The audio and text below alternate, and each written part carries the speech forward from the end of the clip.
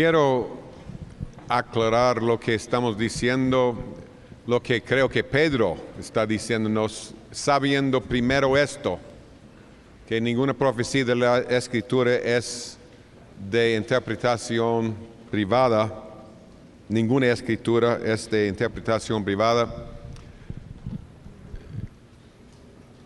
Yo creo que Pedro estaba diciéndonos que nosotros no debemos interpretar la Biblia. Ningún ser humano. Eso sería interpretación privada. Amén.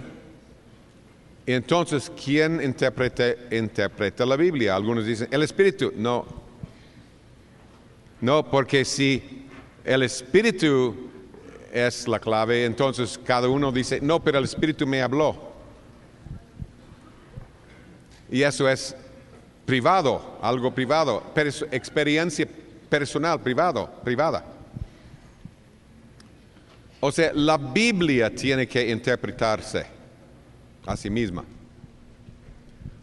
O sea, si alguien dice que en el tiempo del fin, 3 cosas van a suceder, A, B y C. Entonces, debemos exigir escrituras que digan claramente que en el tiempo del fin sucederá A, y en el tiempo del fin sucederá B, en el tiempo del fin sucederá C. Entonces la doctrina es segura. ¿Entienden? No debemos decir A, B y C van a suceder. ¿Y cómo sabes? Bueno, este verso, pero este verso ni menciona A, B ni C. No, pero quiere decir. No. ¿Qué dice? Si A va a suceder, punto A va a suceder en el fin, por algún lado de la Biblia va a decirlo claramente en el fin, el tiempo del fin. No siempre va a decir en el tiempo del fin, pero el contexto será claramente, sin ninguna necesidad de interpretar. Si sabemos que el contexto es el fin, podemos decir estas cosas van a suceder. Lo dice. No depende de mi interpretación ni de la suya. Amén. Ahora, algunos nos acusan de ser, en lo particular, de que yo sea un falso profeta. Creo que están dándome una honra que no merezco. Yo nunca he pretendido ser profeta, ni verdadero ni falso. Nadie nunca me ha oído decir yo soy profeta o tengo el llamamiento de ser profeta, porque nunca lo he dicho. Pero una pregunta, ¿Jonás era o fue falso profeta? Su profecía no se cumplió. El mensaje que Dios mismo le dio a Jonás, que Nínive sería destruido en 40 días, no se cumplió. Entonces, gente en esa época le pudiera tachado de falso profeta, ¿no? Bíblicamente, ¿qué es un falso profeta? Leamos lo que la Biblia dice otra vez, sin acudir a interpretaciones privadas. Amén. Deuteronomio 13, de 1 a 5. 13 de 1 a 5. Cuando se levantare en medio de ti profeta o soñador de sueños, y te anunciare señal o prodigios, escuchen esta parte, y si se cumpliere la señal o prodigio que él te anunció, diciendo, vamos en pos de dioses ajenos, que no conociste, y sirvámosles. No darás oído a las palabras de tal profeta, ni al tal soñador de sueños, porque Jehová vuestro Dios os está probando, para saber si amáis a Jehová vuestro Dios con todo vuestro corazón y con toda vuestra alma. En pos de Jehová vuestro Dios andaréis, a él temeréis, y guardaréis sus mandamientos, y escucharéis su voz, y a él serviréis, a él seguiréis. Tal profeta o soñador de sueños ha de ser muerto, por cuanto aconsejó rebelión contra Jehová vuestro Dios, que te sacó de tierra de Egipto y te rescató de casa de servidumbre, y trató de apartarte del camino por el cual Jehová tu Dios te mandó que anduvieses, y así quitarás el mal de en medio de ti. ¿Alguien alguna vez en Hebrón les ha enseñado o instado a que abandonen los caminos de Cristo Jesús y que sigan a otro Dios?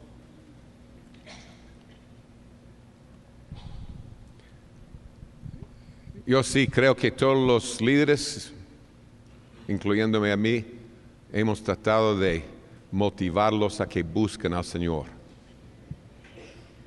y que lo sigan, que lo obedezcan, que lo amen.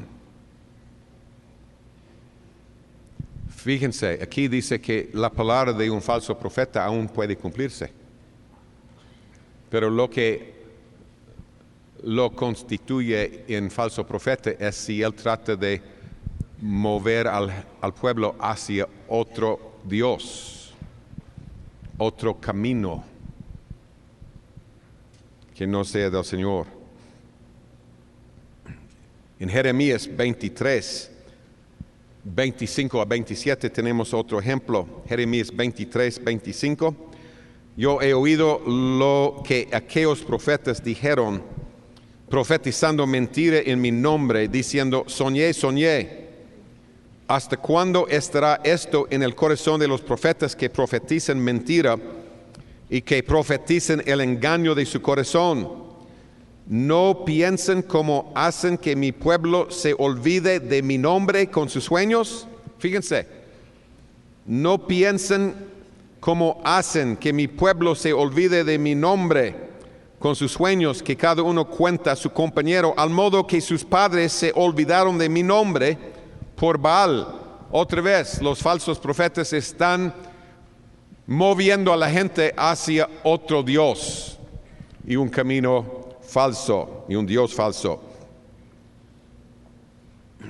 En Deuteronomio 18, sí, creo que a la luz de lo que acaba de decir en el capítulo 13, fíjense en lo que dice, y si dijeres, 18, 21, 22, y si dijeres en tu corazón, ¿cómo conoceremos la palabra que Jehová no ha hablado?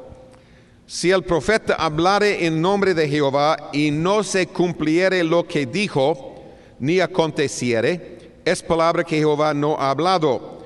Con presunción la habló el tal profeta, no tengas temor de él. Fíjense, no dice que debieran matarlo, apedrearlo.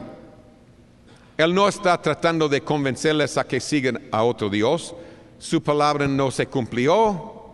Sencillamente, tal vez se equivocó, o tal vez sucedió lo de Jonás. La palabra era del Señor, o fue del Señor. Pero como Jeremías 18 dice, el Señor puede hablar una palabra profética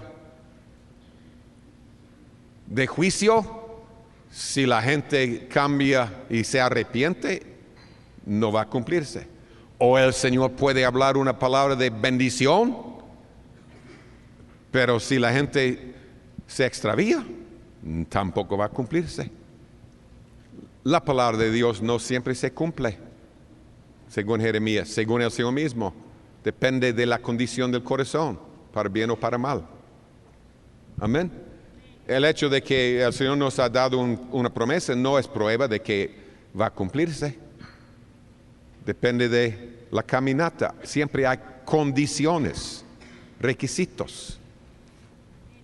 Ahora, tal vez este profeta se equivocó, o tal vez este profeta habló de parte del Señor y era como Jonás. Pero dice que no debemos tener miedo, no tengas temor de él. O sea, tal persona no debiera ser temida porque Él no va a apartarnos del Señor. Es el concepto de antes, hablando de profetas, el capítulo 13. Él no es peligroso. Su palabra no se cumplió. A ver, ¿por qué?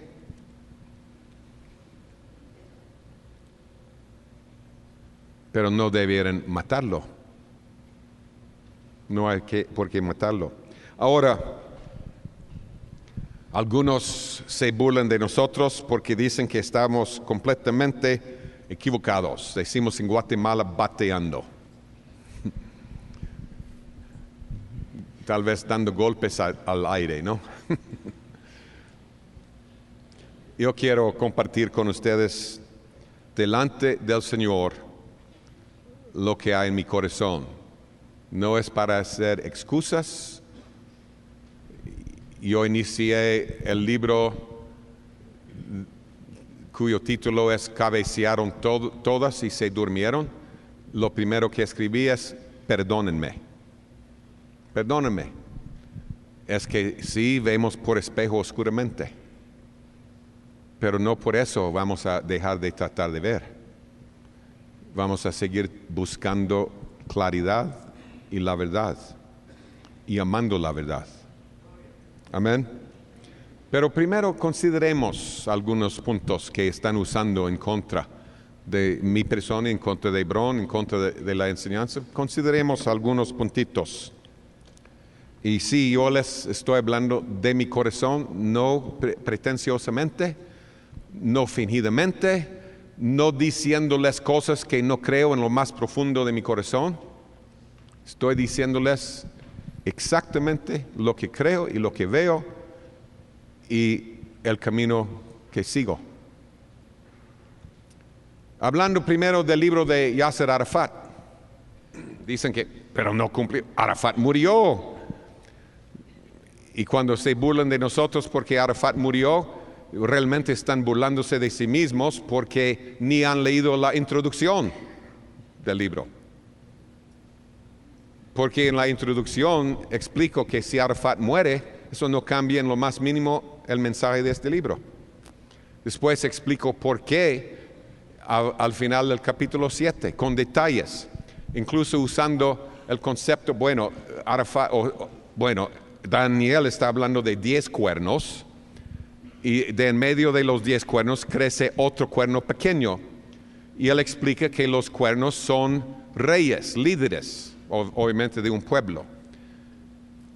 Y explico en el capítulo 7, ya vimos en el libro que las 10 naciones no son europeas, sino son naciones islámicas alrededor de Israel, y el libro de Daniel lo prueba, no hay duda.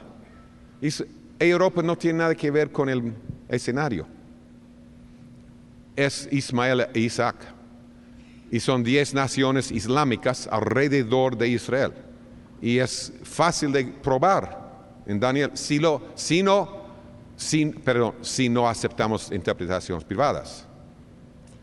Si no tratamos de tergiversar la escritura. Daniel lo explica. De dónde vienen esos 10 cuernos. Él explica que vienen en algún lugar entre Grecia y la India. No dice la India, dice Grecia, sí.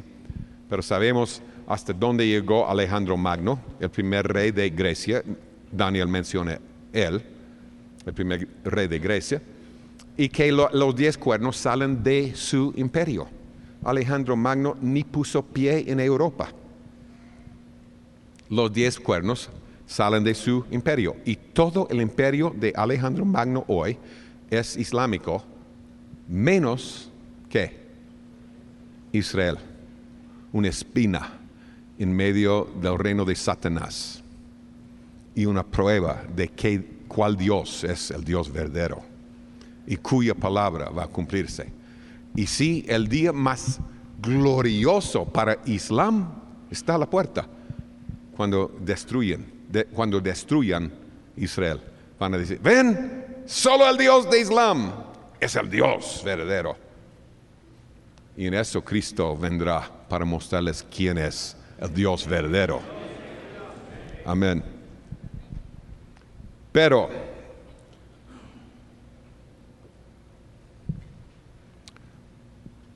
explico en el libro, Daniel dice que son reyes de 10 naciones. Y yo hice la pregunta, si el rey de Jordania muere, ¿Jordania deja de ser un cuerno? Por supuesto que no. La Biblia habla de Faraón. Hay muchos faraones. Pero Egipto no deja de existir. Jordania no. Y sí, el rey de Jordania sí murió desde que escribimos el libro. Y fue reemplazado por su hijo. Pero eso no quiere decir que Jordania ya no es un cuerno.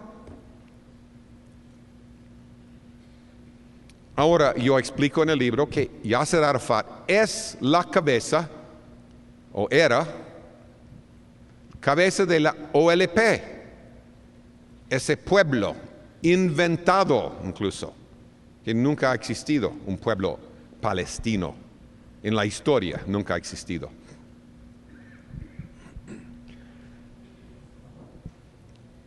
Ahora, si la OLP no es el cumplimiento de las profecías de Daniel sobre lo que va a suceder a Israel en el tiempo del fin, quiero decirles y puedo decirles con toda seguridad que la venida del Señor no está a la puerta.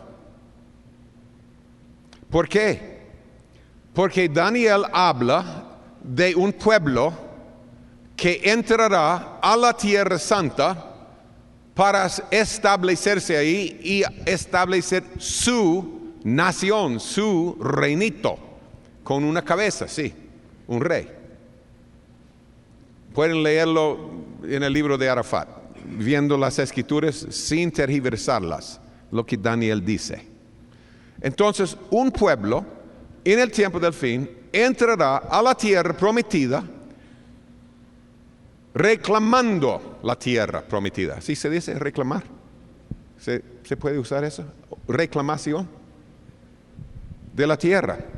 Ahora, escribo esto. Si este pueblo no es la OLP, o sea, si la OLP que Arafat fundó y de la cual era la cabeza principal por tantos años, si ese pueblo no es el pueblo del cual Daniel habla, entonces la OLP tendrá que ser destruida y su gente quitada de la Tierra Santa, y su reclamación de la Tierra Santa tiene que morir con ellos y ser olvidada.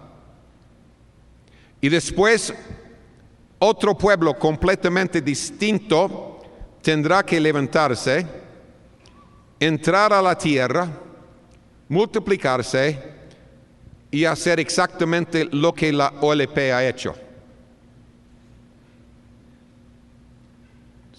O sea, la OLP hizo la mayoría, o todas tal vez, no sé, la mayoría de las cosas de las cuales Daniel escribió. Si la OLP no es el cuerno pequeño, entonces tiene que desaparecer y un cuerno pequeño genuino tiene que levantarse.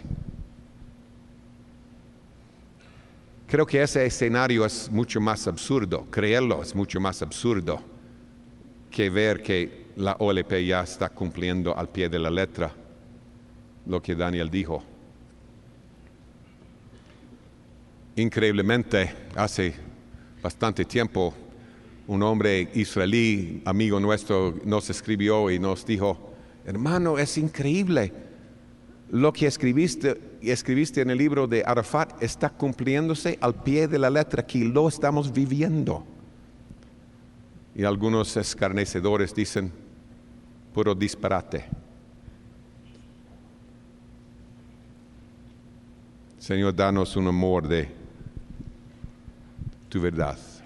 Yo sí sigo creyendo que la OLP es el cuerno pequeño que, según Daniel, va a afligir mucho al pueblo de Israel y va a afligirlos aún más todavía, aún más. ¿Qué del libro La Victoria Final? Como les dije, para mi sorpresa, la gente sigue comprándolo. Ha habido más pedidos últimamente de ese libro que antes. O sea, no de antes del año 2000, pero después, un poco después, bajó mucho la venta. Ahora está otra vez siendo vendido. Ahora, y tiene mucho más ese libro, más que un año. Pero con lo más sinceridad posible, yo les digo, yo creo que Bernabé tenía la razón. Bernabé, no Marvin Byers. Quiero explicarles lo que Bernabé escribió. El apóstol Bernabé, amigo de Pablo, compañero de Pablo. Ahora, tampoco creo que lo que Moisés dijo haya sido malentendido por los judíos, ni por Bernabé. Fue Moisés quien nos dio el concepto de que un día con el Señor es 1000 años. No fue un invento de Pedro. Moisés dice en el Salmo 90, el salmo que él escribió, verso 4, porque 1000 años delante de tus ojos son como el día de ayer. Seguramente Pedro sacó su doctrina de ahí. Que no seamos ignorantes de esto, 1000 años es un día 1000 años con el Señor. Ahora, Moisés también dijo que los hombres iban a trabajar y hacer todas sus obras por 6 días. Y después iban a descansar por el 7º día. Ahora, él lo dice en Éxodo, por ejemplo, 20 al verso 9, 10. Los judíos han entendido esas aseveraciones, según ellos, por miles de años. Los judíos dicen que desde el tiempo de Moisés, el país ha entendido lo que Moisés estaba diciendo, que el hombre va a hacer todas sus obras durante 6000 años y que después íbamos a dejar de hacer nuestras obras, y eso es descansar, reposar, y el Señor iba a reinar por un día, el 7º, 1000 años. Yo creo que el concepto es sumamente bíblico, comprobado de bastantes pasajes, pero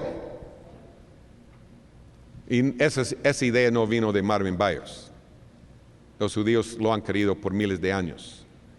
Por lo menos sabemos que judíos, incluso judíos cristianos, lo creían hace 2000 años. El apóstol Bernabé lo creía.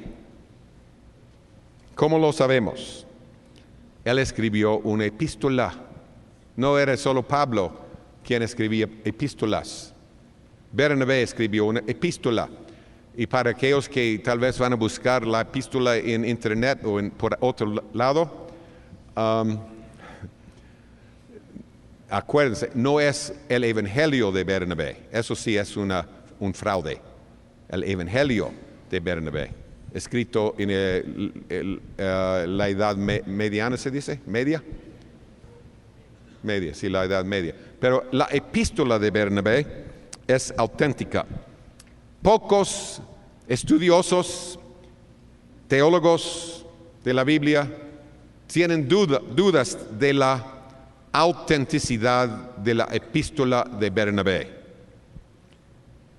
La mayoría de las autoridades creen que el apóstol Bernabé escribió la epístola de Bernabé. Algunos creen que era otro hombre que se llamaba Bernabé, pero hay ciertas cosas indiscutibles que todos creen. porque son hechos históricos acerca de la epístola de Bernabé. Primero, su epístola era parte, escuchen, esto es una sorpresa tal vez para algunos, la epístola de Bernabé era parte del canon de la Biblia griega en el cuarto siglo. Fue incluido en el canon, en la Biblia, por los cristianos. Fue escrito, sin lugar a dudas, entre el año 70 después de Cristo y el año 132, sin entrar en detalles. No hay duda de eso, nadie tiene dudas de eso. Segundo, antes de ser incluido en el canon, o sea, lo que los cristianos consideraban libros inspirados, escritura inspirada, antes de ser incluido en el canon de la Biblia griega, esta epístola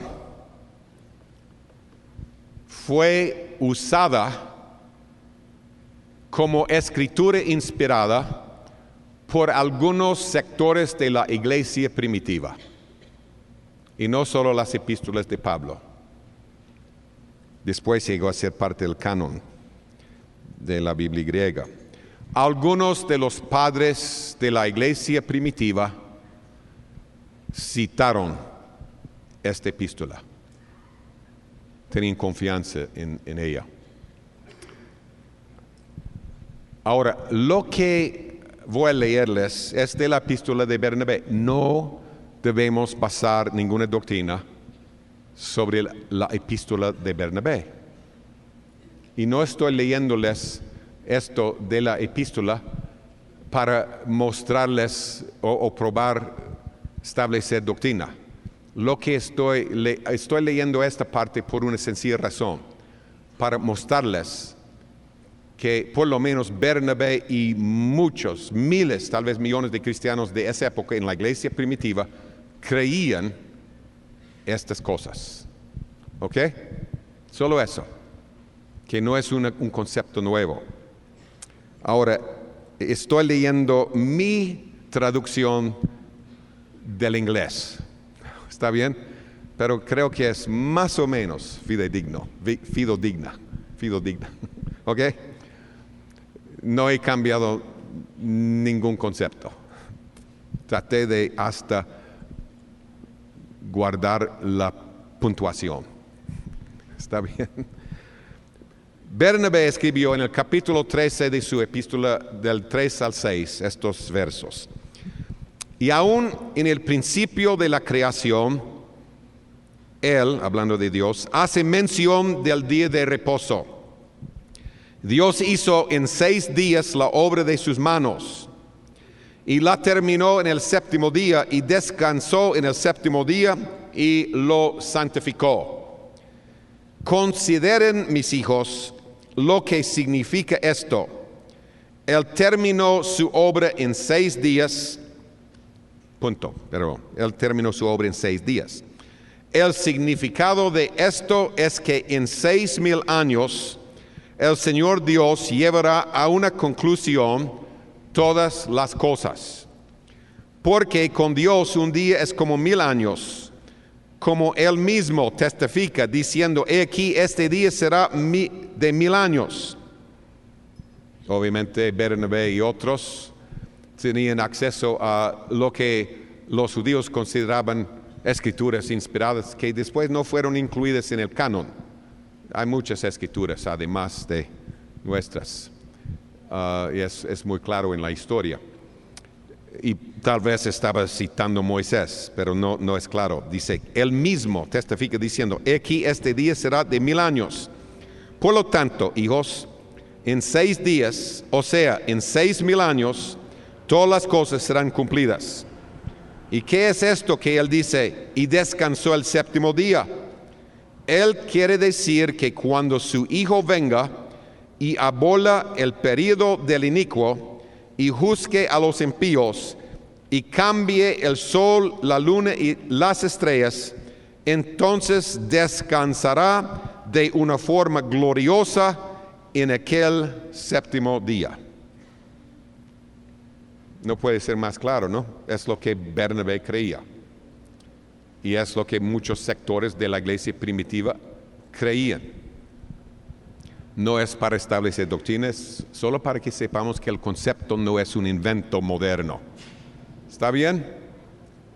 Cuando nosotros, Bárbara y yo, vivíamos en Israel, muchos rabinos estaban diciendo que el Mesías iba a venir en el año 2000.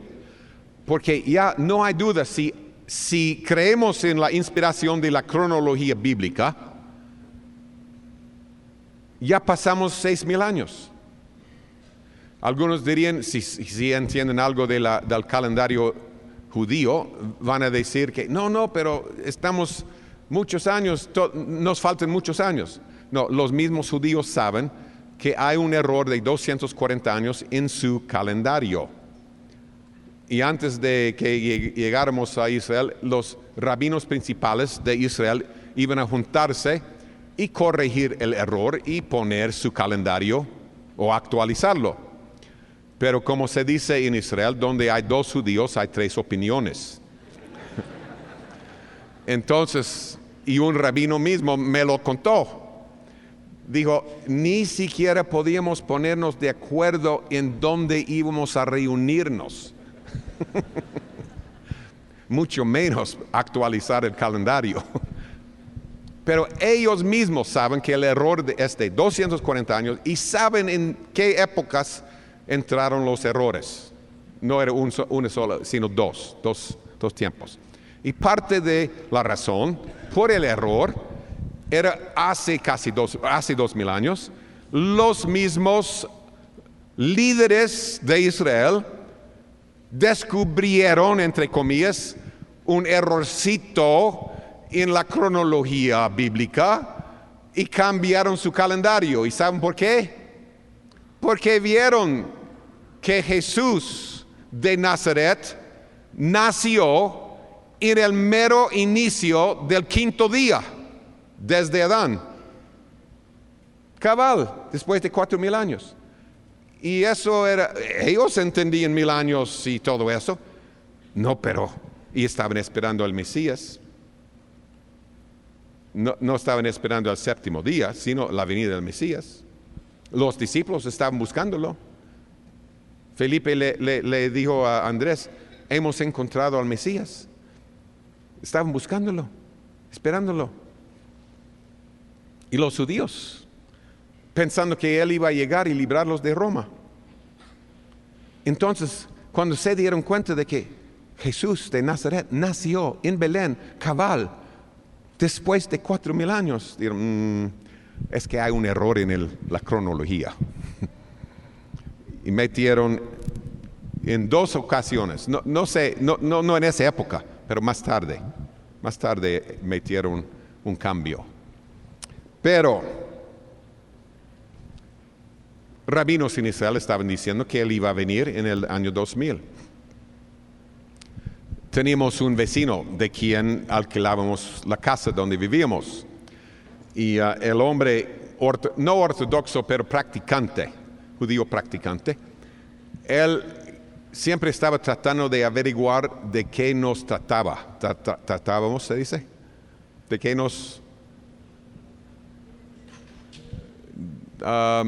¿qué hacíamos? ¿A qué nos dedicábamos? Y a veces él llegaba a la puerta, Bárbara responde y le dice, ¿y Marvin dónde está? Está en su oficina abajo. Ya voy a bajar y verlo. No, espera, yo lo llamo. Y en eso, escuchando la discusión varias veces, ¡yo lo llamo! Para que él no bajara y viera Biblias por todos lados y que estaba yo estudiando. Porque él no sabía que creíamos en Yeshua. Queríamos mantener la puerta abierta. Porque los judíos, al darse cuenta de que otro judío cree en Yeshua, es el fin, ni pueden saludarle. La silla religiosa lo prohíbe, ni puedes decir hola. ¿Y nosotros qué? Cuando alguien es rebelde, Juan dice que ni siquiera debemos saludarle. Ellos no tienen Juan, pero lo creen y lo viven. Cuando alguien rechaza su doctrina, ni hola, ¿qué tal vos? Nada de eso.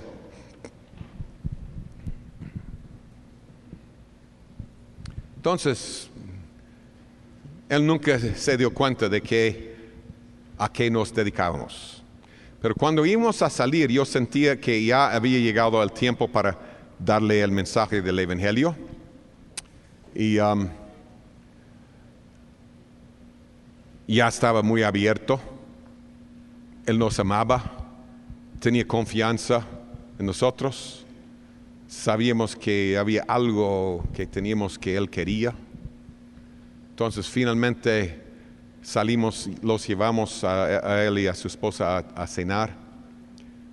Y en esa noche yo le expliqué que yo sí escribí un libro diciendo que el Mesías viene en el año 2000 y que sí creemos que Yeshua es el Mesías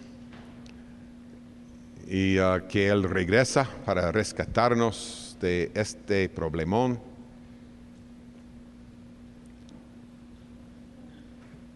Y sentados en su sala, la presencia del Señor cayó sobre él y sobre su esposa. Yo sé que el Señor los tocó y él me dijo, ¿sabes que si los vecinos se dieran cuenta de qué estamos hablando aquí?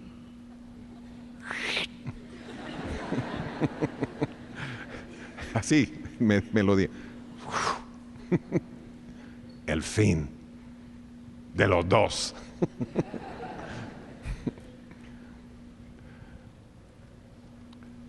Pero imagínense el impacto cuando yo le dije, sí, yo creo que el Mesías viene en el año 2000. Eso sucedió en el año 1996. Y por pura casualidad, el próximo día, mi esposa y yo estábamos caminando por la calle donde estaba su casa, atrás de la nuestra, y nunca caminábamos por esa calle. Caminábamos todos los días, pero no por allí. No sé, no recuerdo por qué, pero estábamos caminando por allí y por casualidad su ventana estaba abierta, o sea, las cortinas abiertas a la sala. Y allí lo vimos, parado en su sala con su rabino. El próximo día, con su rabino. Y más tarde, el próximo día después, yo hablé con él. Shimon, a ver, ¿es cierto que tu rabino estaba en tu casa? Ah, sí, sí. ¿Será que tú querías preguntarle sobre el año 2000? Sí, yo quería preguntarle. ¿Y qué te dijo? Que sí lo cree. Que sí el Mesías viene en el año 2000. Y entonces él tenía aún más confianza.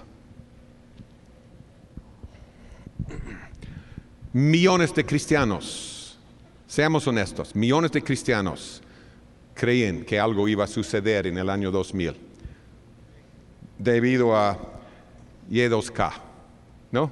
¿Así se llama Y2K? No debido a la escritura, sino debido a Y2K. Y a muchos por el concepto de 6,000 años. Y sí, hoy en día hay grupos pequeños que dicen, no, es que hay un error en la cronología bíblica. Hay un error en la cronología que tenemos. No lo creo. Yo creo que tenemos, después de tantos años de excavaciones, que la Biblia ha sido bien comprobada. Y sí, sabemos la cronología con bastante precisión. Ahora, nosotros predicamos que Cristo venía en el año 2000, no por Y2K, sino lo predicamos desde el año 1970, durante 30 años. Estábamos un poco animados cuando millones, hasta millones, de cristianos creían que era el fin o el principio del fin o algo iba a suceder.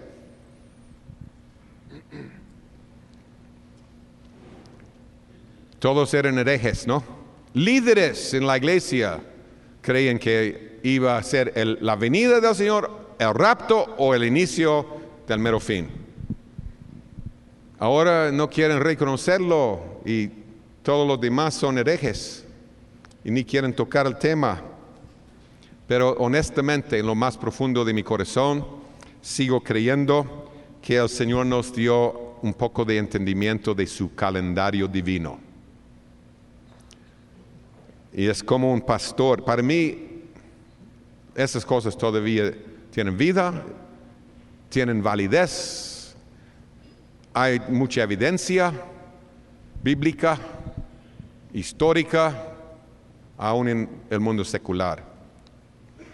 Un pastor, un ministro, leyó la victoria final como un año después del año 2000, o tal vez 2 años. Y me dijo, estoy agradecido de que yo no leí este libro antes del año 2000, porque yo sí hubiera estado convencido. Yo sí sigo estando convencido que el calendario no es el problema. El problema es lo que Cristo dice en Mateo 24 y 25. Vamos ahí por un momento. ¿Quieren ponerse de pie solo para cambiar de posición? Podemos leer esto de pie.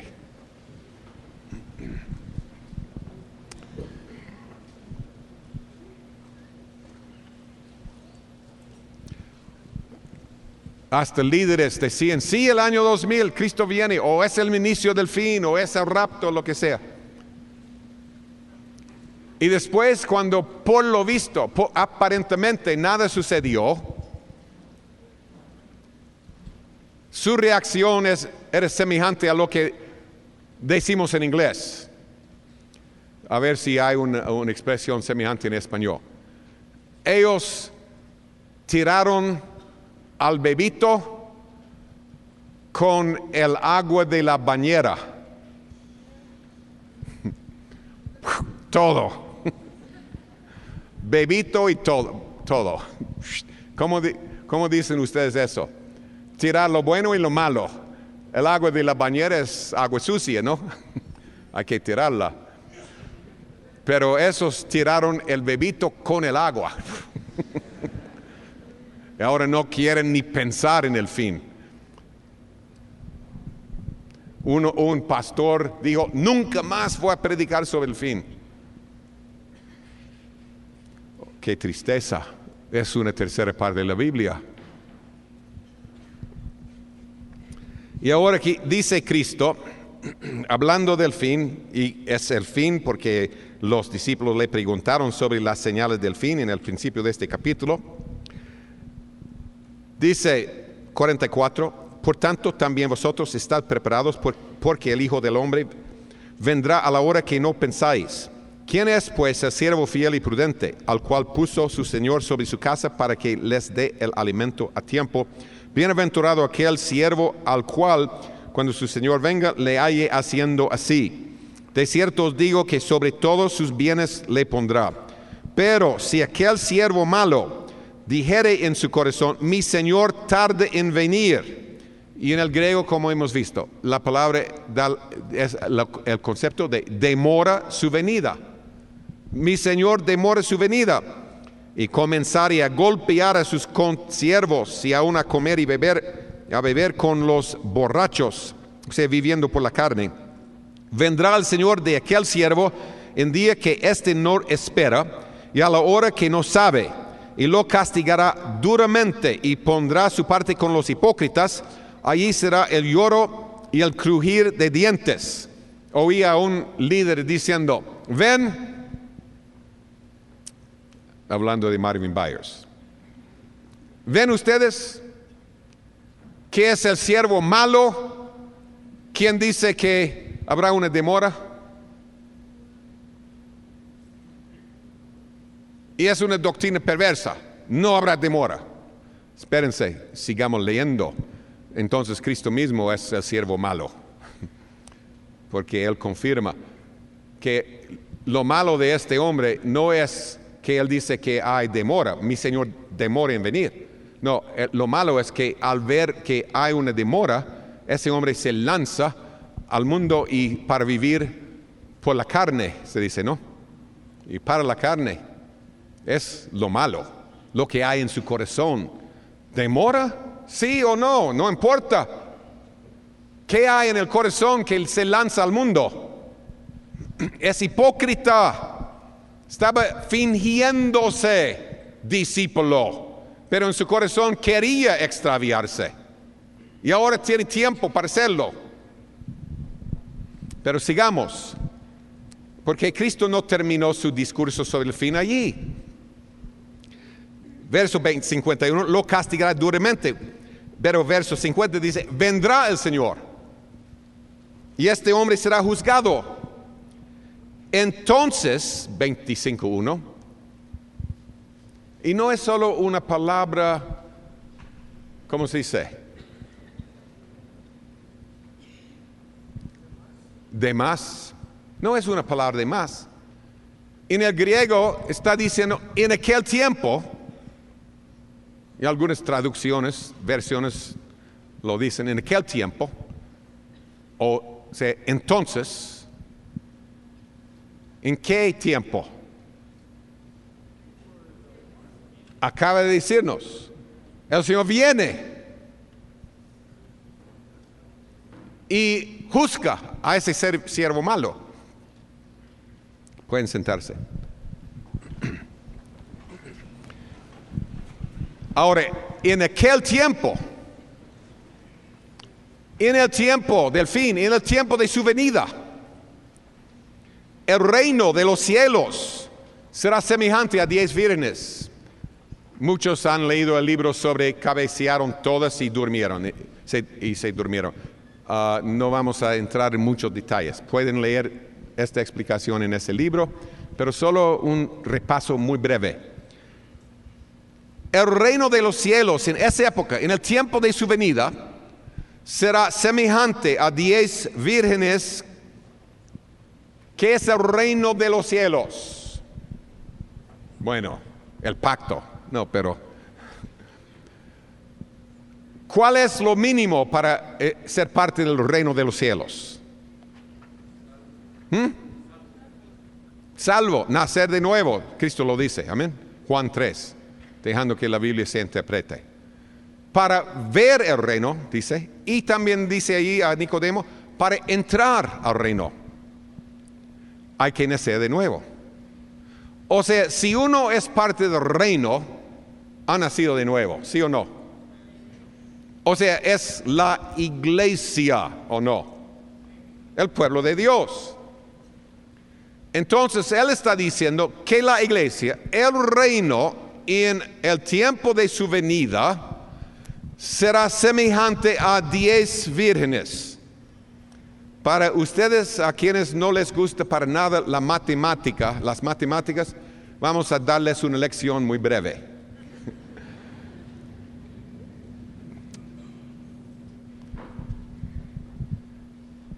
Los niños entienden esto, pero hasta los adultos somos capaces también.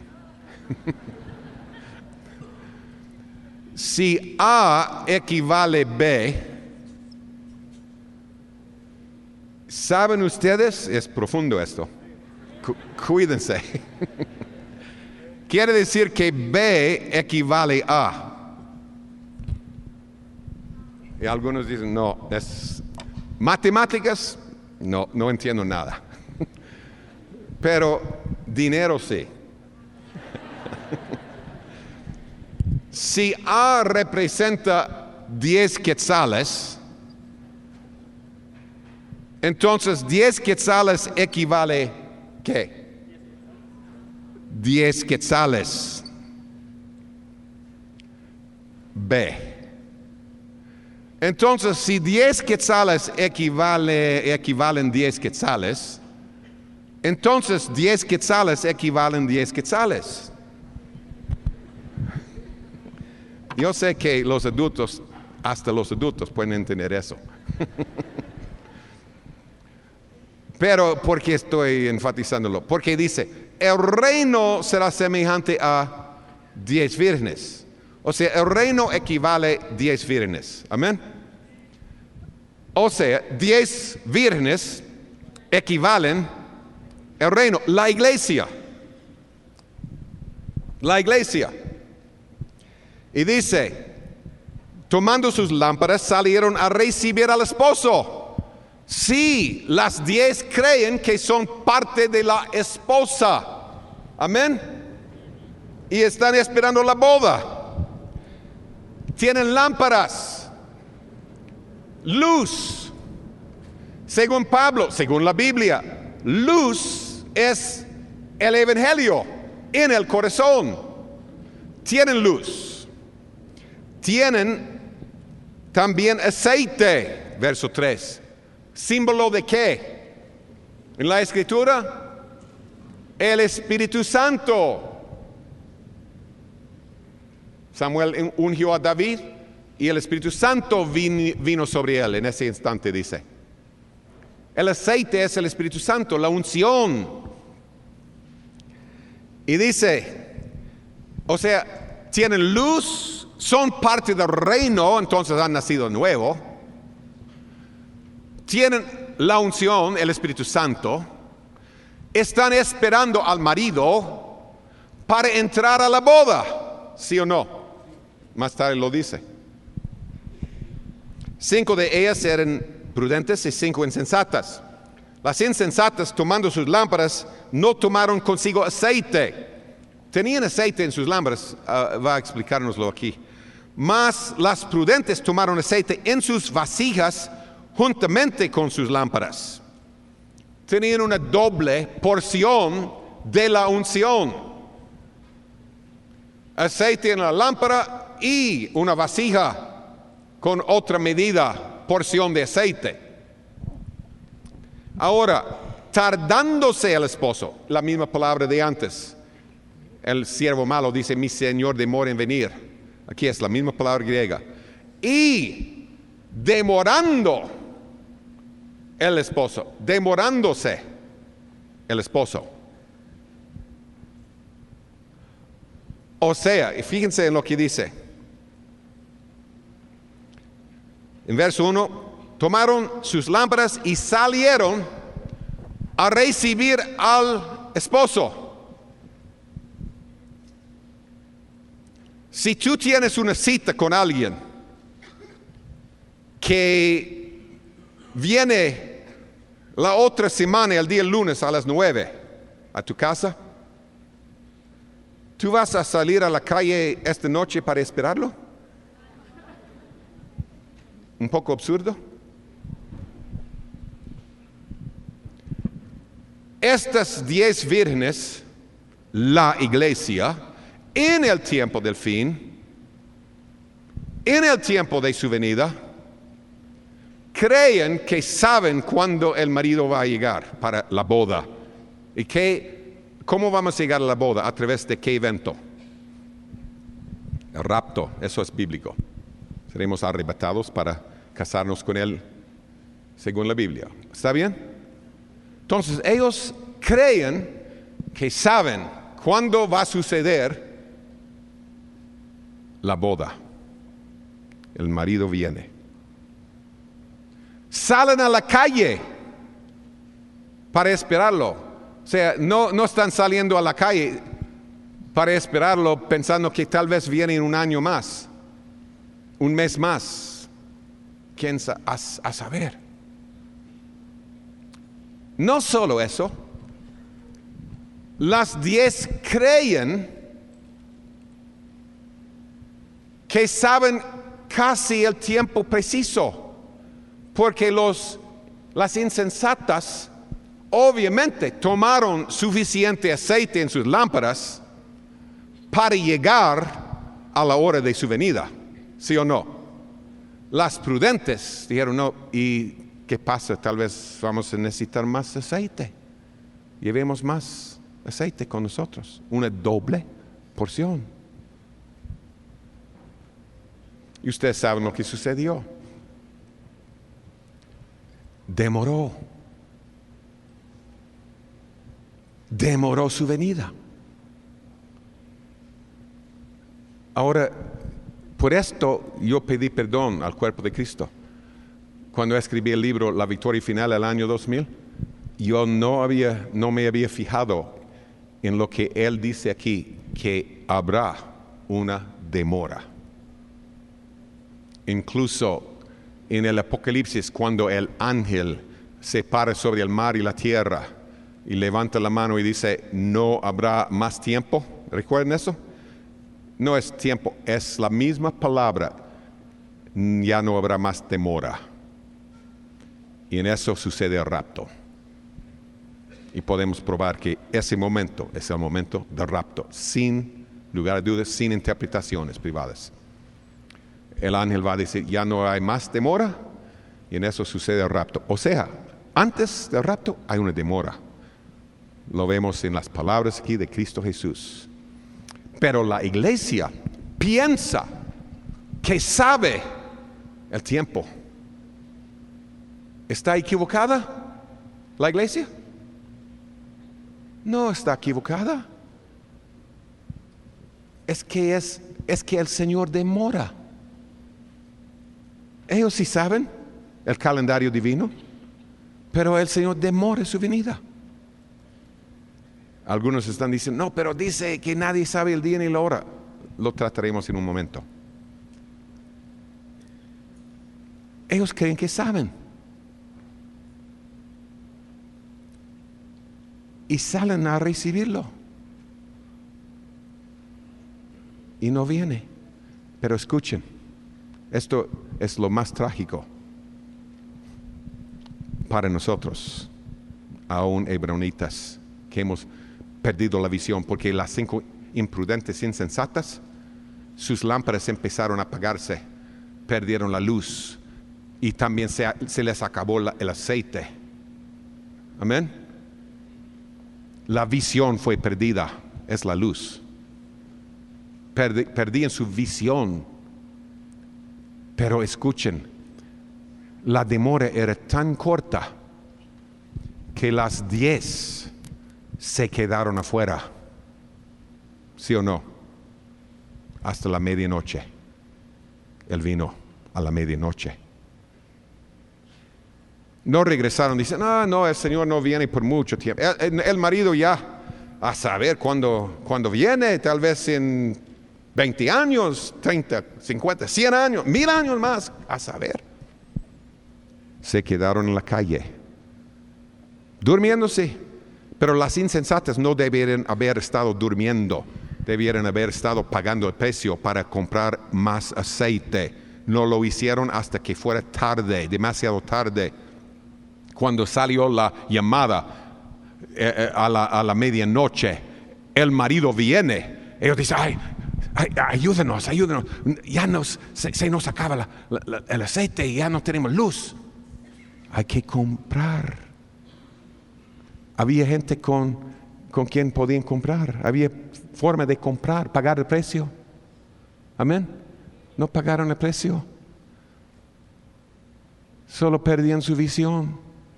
Iban perdiendo su visión, su luz, durmiendo. Y lo trágico es que muchos hebronitas han perdido su visión. Ya dormidos, pero sin una doble porción. No estaban viviendo por su propia unción. No tenían su propia visión. Hasta le echan a Marvin Byers o a Ministerio Cebrón la culpa por el malentendido. Y estaban equivocados y desperdiciamos tiempo y fuimos engañados. Qué tragedia. Y sí, viviendo por este mundo, corriendo como ese hombre ahí en la puerta. Dijo, desperdicié tanto tiempo, yo podría tener mucho más dinero ahorita si no hubiera pasado la vida buscando al Señor.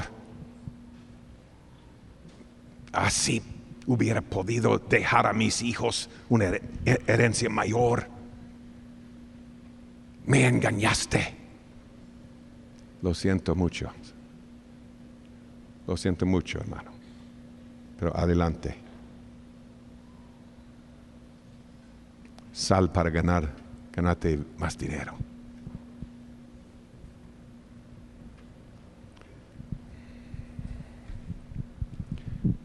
Él es un caso extremo, pero ¿qué de nosotros? ¿Qué de nosotros? La demora no es muy larga, es obvio, es evidente aquí. No es tan larga como para que las vírgenes volvieran a la casa o a casa. Dicen, no tenemos idea. No, es una demora. Quedémonos aquí velando, esperándolo, anhelando su venida. ¿Amas su venida? ¿Todavía estás esperando su venida? Muchos dicen amén, pero la verdad es que no. Creo que todos, hasta cierto punto, hemos sido afectados por la demora.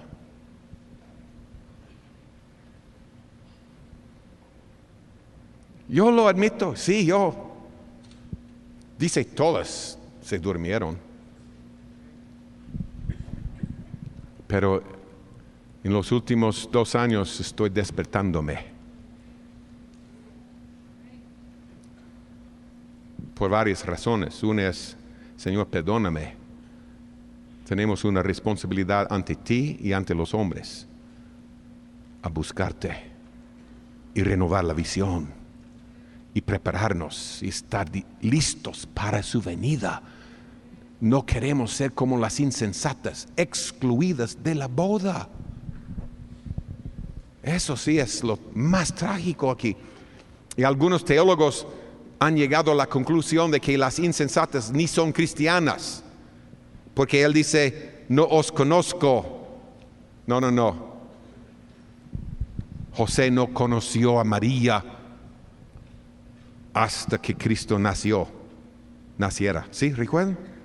No os conozco, o sea, no tenemos una intimidad, no tenemos una relación íntima. No os conozco. El Señor no va a tomar a su casa a una extraña, se dice, ¿no? Desconocida. El propósito es que vivamos el cantar de los cantares con Él hoy. Él quiere conocernos ya. Es el desposorio, según Pablo. Estamos en el desposorio. Entonces toda la intimidad de cantares está disponible para nosotros en este tiempo de desposorio.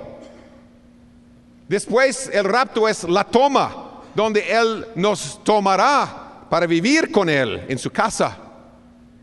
Él no va a llevar a su casa a una mujer desconocida. Él es quien ha ordenado que haya desposorios. Y Él tiene desposorio, y según la Escritura en Corintios, estamos en el desposorio con Cristo ahora. Y la meta es entrar en una intimidad profunda de amor con Él en sus cámaras secretas. ¿Entendemos? En esa relación íntima donde su misma vida sea depositada en nosotros. Oh Señor, concédenos esa bendición y gloria. Es lo que María vivió.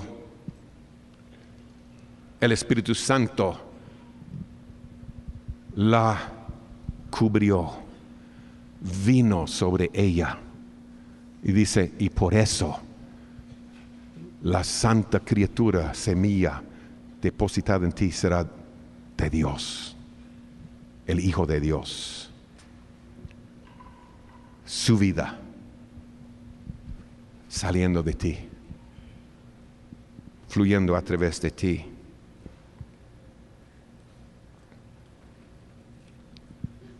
Estamos dormidos, despertémonos. Nadie aquí tiene suficiente aceite. Yo seré el primero para admitirlo. No tenemos suficiente aceite. si hay un día más de demora o 10 años, yo quiero dedicarme a la compra, pagando el precio de más aceite, más presencia de Dios, más intimidad con Él. Yo, por mi lado, estoy súper agradecido de que el rapto no sucedió en el año 2000. Porque puedo decirles con toda franqueza, exponiéndoles mi corazón, yo no hubiera ido en ese rapto. No estaba listo. Y en el libro cabecearon todas. Explicamos varias razones por la demora. No es porque el Señor solo quiere fastidiarnos o jugar con nosotros. No, es para que despertamos del sueño espiritual. Es para que nos demos cuenta, Señor, no estábamos listos y por tu misericordia has demorado un poco, dándonos un poco más de tiempo. Y saben algo, yo nunca en mi vida he asistido a ninguna boda, ni he presenciado, ¿cómo se dice? Presidido. Nunca he presidido tampoco sobre ninguna boda, nunca, que haya empezado a tiempo.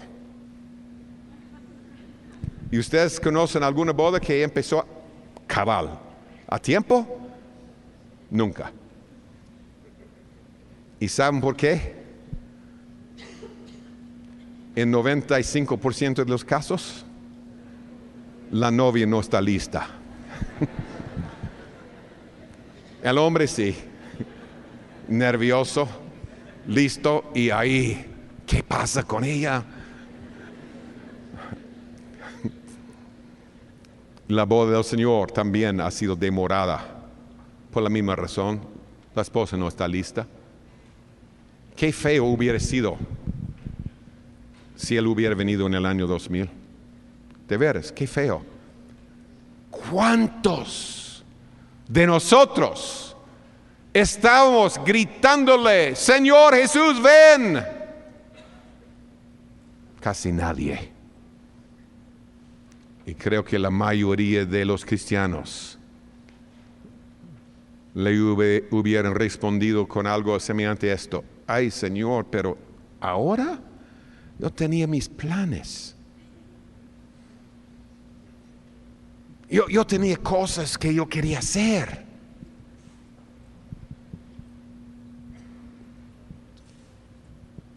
Muy pronto, la iglesia y el Espíritu van a estar gritando, ven, Señor. Ya, este mundo es un desastre, caos, desorden total. Rescátenos. Y no solo rescátenos, no aguanto la vida sin más de tu presencia. Yo quiero vivir contigo, Señor, constantemente. No solo visitas o visitaciones, no. Quiero conocerte íntimamente. Una cosa, el siervo impío dice, el Señor demora su venida. Y el Señor confirma, sí, voy a demorar mi venida. Y estas vírgenes van a saberlo, perdón. Pero una pregunta.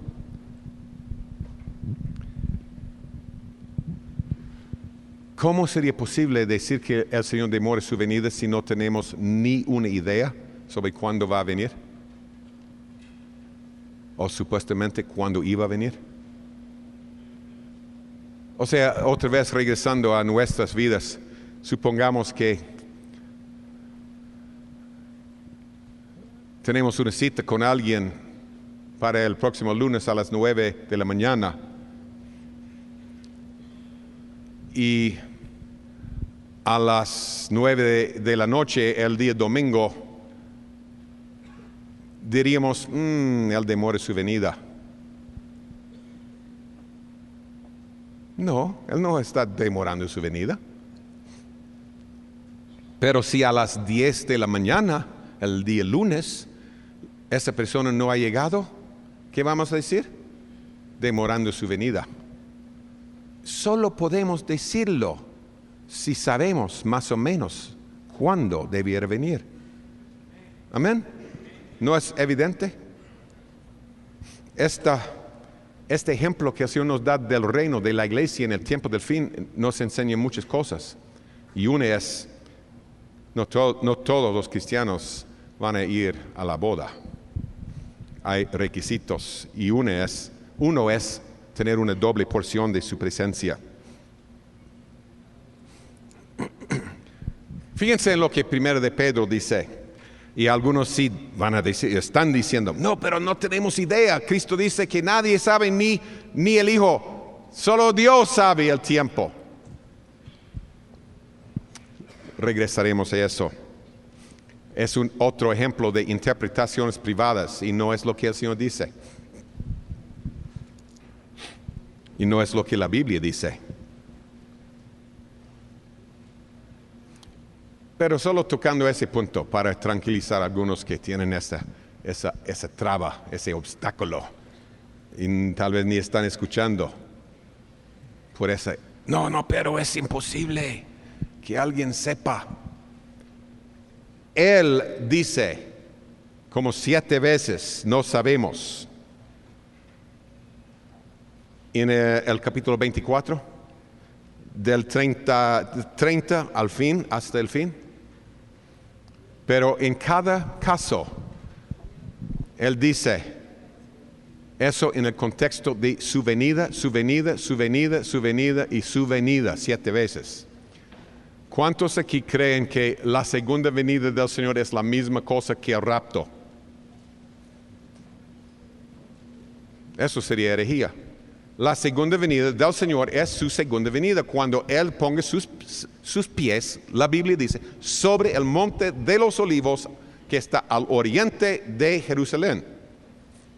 Él va a descender y poner sus pies sobre ese monte, y yo tengo una sospecha, solo sospecha, no es doctrina. Escuchen. Mi sospecha es que cuando Cristo desciende sobre el monte de los olivos, que sus pies van a tocar el mismo lugarcito de donde salió de ese monte hace 2000 años. ¿Suena lógico?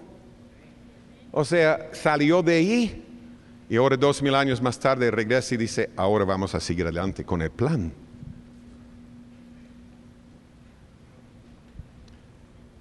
Es su venida. Pero hemos tomado ese pasaje donde dice venida, venida, venida, venida, y lo cambiamos y decimos el rapto, el rapto, el rapto, el rapto. El rapto sucede antes de la venida, ¿sí o no? ¿Estamos de acuerdo con eso? Él nunca, en ningún lugar de la Biblia, nos ha dicho que no tenemos ninguna posibilidad de tener ninguna idea de cuándo va a suceder el rapto. Y vamos a darles ejemplos bíblicos indiscutibles que nos dará la señal para saber cuándo va a suceder el rapto. No el día tampoco, ni la hora, literalmente. No, pero la estación, el tiempo aproximado. A propósito, ¿saben que hay una razón muy sencilla por qué nadie puede saber el día ni la hora? Pedro dice que tenemos que basar todo, obviamente, sobre la Biblia, ¿no? Interpretación privada es excluida. Ahora, si yo les dijera que Cristo viene el día 31 de diciembre, no, mejor 15 de noviembre. No quiero dar una idea, que alguien va a salir aquí con una idea loca. Si yo les dijera, Cristo viene el día 15 de noviembre de 2010, ¿qué debieran pedirme? Bueno, a las 9 de la mañana, está bien. No, pero ¿qué debieran pedirme? ¿Qué estamos viendo? ¿Dónde lo dice? Pero la Biblia es un mensaje universal para todo el mundo, ¿sí? La Biblia no puede revelar eso, porque en el tiempo de su venida, y como siempre hoy, existen ahorita en la tierra 2 días diferentes y 24 horas diferentes. O sea, si la Biblia dijera el 15 de noviembre a las 9 de la mañana, tal vez sería la verdad para una fracción chiquitita de toda la tierra. Pero no puede ser la verdad para toda la tierra, porque Él viene en todas las horas y en 2 días diferentes cuando Él venga. Pero el asunto es que ha entrado interpretaciones privadas. Dice, cuando yo venga, cuando el Hijo de Dios venga, cuando venga, y decimos, cuando sucede el rapto. No, hermanos, no mezclemos los 2 eventos. No nos confundamos. Bueno, 1 de Pedro 1, 10 a 12. Los profetas que profetizaron de la gracia destinada a vosotros inquirieron diligentemente, indagaron acerca de esta salvación, escudriñando qué persona o qué tiempo indicaba el Espíritu de Cristo que estaba en ellos, el cual anunciaba de antemano los sufrimientos de Cristo y las glorias que vendrían tras ellos. A estos se les reveló que no para sí mismos, sino para nosotros, administraban las cosas que ahora os son anunciadas, cosas en las cuales anhelan mirar los ángeles. Fíjense, inquirieron y diligentemente indagaron acerca de esta salvación, escudriñando qué persona y qué tiempo. Ellos querían saber el tiempo. Diligentemente buscaban el tiempo. El Señor no les dijo, no les toca saber el tiempo. No, el Señor les dijo, no es para su tiempo, es para después. Para después. Somos herejes si seguimos este ejemplo de los profetas y si diligentemente estamos indagando, tratando de saber, discernir bíblicamente el calendario divino. ¿Es herejía? No, eso es seguir el ejemplo de los profetas. Y ahora yo tengo una noticia para ustedes. ¿Listos? No. Para tranquilizarlos. Algunos me han preguntado, hermano, ¿tienes algún entendimiento nuevo acerca de cuándo el Señor viene? Yo sí. ¿Listos? Ni idea. Y no creo que vayamos a tener una idea clara hasta que ya un evento específico suceda. Y veremos, lastimosamente, mañana cuál es el evento específico. ¿Quieren perder el almuerzo? Está bien. Hay un evento muy bien explicado en la Biblia, en muchos lugares. No hay duda, sabremos cuando el rapto está por o para suceder. Pero cuando vaya a suceder ese evento, no tengo idea. Y escuchen, no creo que la Biblia pueda mostrarnos. Porque si tu cita está a las 9 de la mañana el día lunes y a las 10 la persona no ha venido, Lo único que sabrás, a menos que tengan celulares, pero bíblicamente no hay celulares. Lo único bíblicamente que sabrás es que está demorando su venida. ¿Sí? Y no tendrás forma de saber cuándo vaya a llegar. Solo sabes que Él no llegó a tiempo. 1 hora más, 2 horas más. Tal vez vendrá mañana y decirte, me accidenté, perdón. O sea, cuando hay una demora, no tenemos forma de saber cuánto tiempo durará. Pero una cosa, debemos ser como los profetas y seguir escudriñando la Escritura para saber si hay claves que Él quiere darnos. Amén. Y no decir, no, nunca más voy a tocar el tema del fin. Ya fui, ¿cómo se dice? Avergonzado. ¿Y qué importa? ¿Qué orgullo? Nunca más voy a tocar el tema. ¿Por qué? ¿Quieres miedo de ser avergonzado? Oh Señor, humíllanos, que estemos dispuestos a seguir escudriñando la Escritura para ver los secretos que tú quieres darnos en esta última hora. Y ahora, al iniciar mañana, vamos a darles el evento clave para saber el tiempo de rapto. No día y hora, no estamos hablando de eso. El tiempo aproximado. Y también veremos que en la Escritura el Señor nos hace claro, debemos saberlo. No es un lujo espiritual innecesario. Algunos dicen, no podemos saber el tiempo. Leamos un solo verso más en el Apocalipsis, solo para que puedan dormir algunos. O para que tal vez regresen mañana con el oído todavía abierto y sin tener el switch apagado. Dicen, no, esto es herejía. Dice,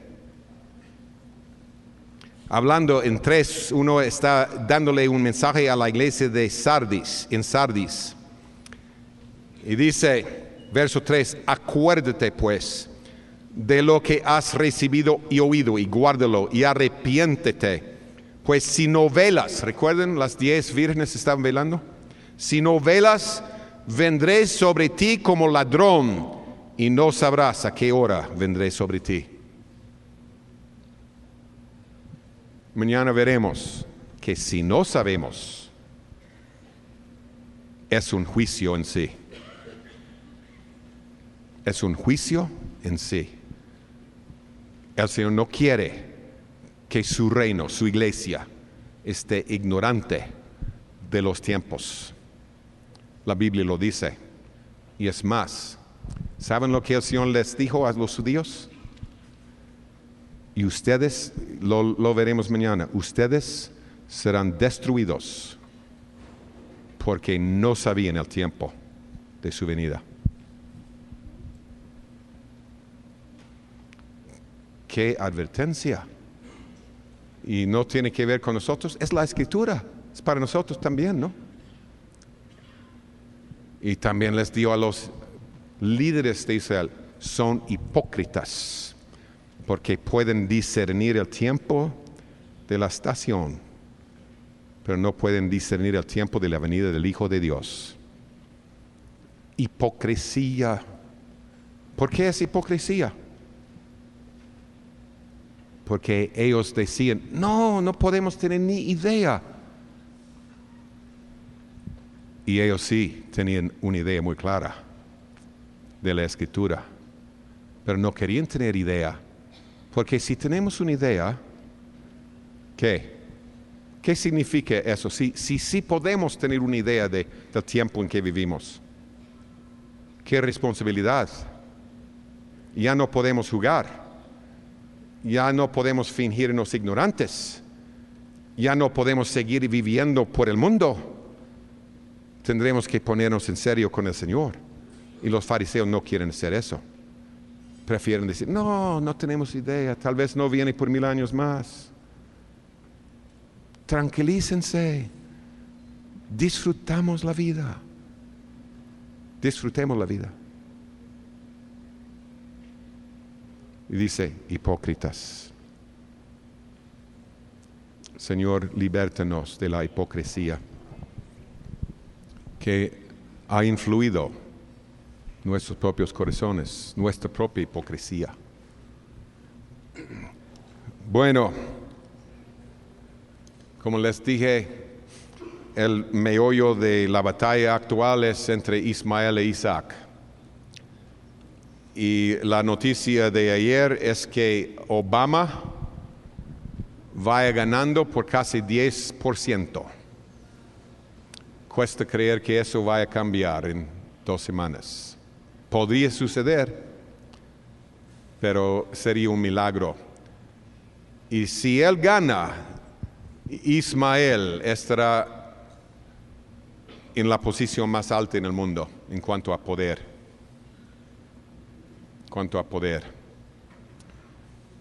¿Y qué quiere decir eso para Israel? ¿Cuántos han oído de un hombre que se llama Jesse Jackson? A ver, ¿son los gringos o Jesse Jackson? Muy pocos, pero ¿ustedes sí?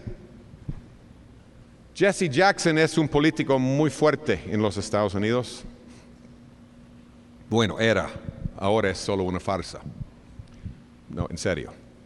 Pero Jesse Jackson también sabe desde adentro cuál es el plan. Y él dejó escapar una cosita que seguramente debiera haber sido guardado, un secreto. Y ahora está echándose para atrás. No, así no. Ya lo dijo.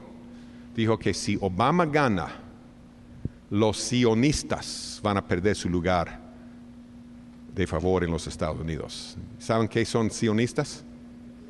Los israelitas, Israel. Los de Israel. Él admitió que si Obama gana, Israel pierde su estatus de ser amigo. Ya no importa. Y sí, por supuesto, va a llegar a ser enemigo con el presidente, quien es islámico. Él va a estar al otro lado, a favor de ellos. Entonces, si él gana, creo que la venida del Señor está mucho más cerca de lo que sería con McCain. Entonces, una parte de mi corazón dice, que gane. Otra parte dice, ay Señor, guárdanos. Qué desastre. Amén. Dios los bendiga.